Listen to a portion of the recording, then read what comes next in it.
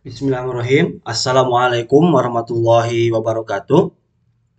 Anak-anakku yang Allah muliakan, bagaimana kabarnya? Semoga sehat selalu ya, dan semoga senantiasa berada dalam lindungan Allah Subhanahu wa Ta'ala. Anak sekalian, hari ini kita akan membahas bab 3 mengenai dosa-dosa besar, yakni yang pertama adalah tentang membunuh. Nah, kemudian hari ini kita akan lebih spesifik membahas mengenai perspektif pembunuhan dalam Islam. Oke, kita langsung saja.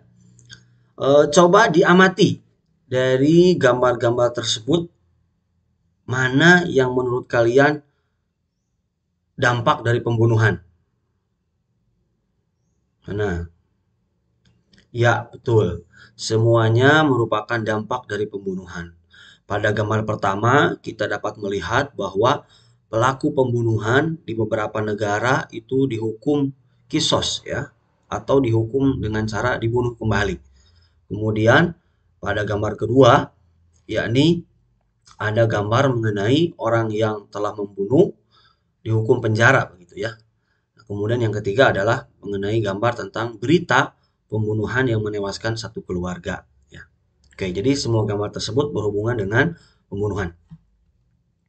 Selanjutnya, kemudian sebelum lebih jauh, apa sih pembunuhan itu? Barangkali ada yang tahu di sini? Nah, secara bahasa, menurut Kamus Besar Bahasa Indonesia, membunuh adalah menghilangkan atau menghabisi. Arti lainnya adalah mencabut nyawa seseorang. Nah, kemudian dalam arti yang lebih luas, membunuh artinya tindakan untuk menghilangkan nyawa seseorang dengan metode yang melanggar hukum. Contohnya dengan cara misalkan ditembak dengan sengaja, ditabrak dengan sengaja ya, maupun tindakan yang tidak melawan hukum, semisal kita misalkan tidak sengaja menabrak seseorang ya. Nah, makanya mau disengaja atau tidak disengaja, ketika perbuatan tersebut dapat menghilangkan nyawa seseorang, maka dimasukkan dalam kategori pembunuhan. Nah, biasanya pembunuhan ini dilatar belakangi oleh berbagai macam jenis motif seperti politik, ada kecemburuan, ada dendam, ada juga membela diri dan lain sebagainya ya. Jadi, membunuh itu adalah kegiatan menghilangkan nyawa seseorang baik dengan metode atau cara yang melanggar hukum maupun cara yang tidak melawan hukum. Nah, kemudian ada banyak sekali larangan membunuh dalam Islam. Ya, yang pertama ada dalam surat Al-Isra ayat 33, wala taqtulun nafsallati haramallahu illa bilhaq. Dan janganlah kamu membunuh jiwa yang diharamkan oleh Allah Subhanahu wa taala untuk membunuhnya melainkan sesuatu sebab yang benar. Semisal seorang algojo melaksanakan pembunuhan kepada pelaku pembunuhan, misalkan dengan dikisos ya, itu tidak mengapa karena memang sudah menjadi bagian dari tugasnya. Atau misalkan polisi yang diberi tugas untuk menjadi regu tembak bagi terpidana teroris misalkan. Jadi dia ditugaskan untuk menghukum mati teroris ya. Memang itu sesuai dengan aturan dan undang-undang yang berlaku gitu. Kemudian ada juga larangan membunuh dalam surat Al-Maidah ayat 32, man qatala nafsan bi ghairi nafsin aw fasadin fil ard faka'annama qatala nafsa jami'an. Barang siapa yang membunuh seorang muslim bukan karena orang itu membunuh orang lain ya, atau bukan karena membuat kerusakan di muka bumi, maka seakan-akan ia telah membunuh manusia seluruhnya.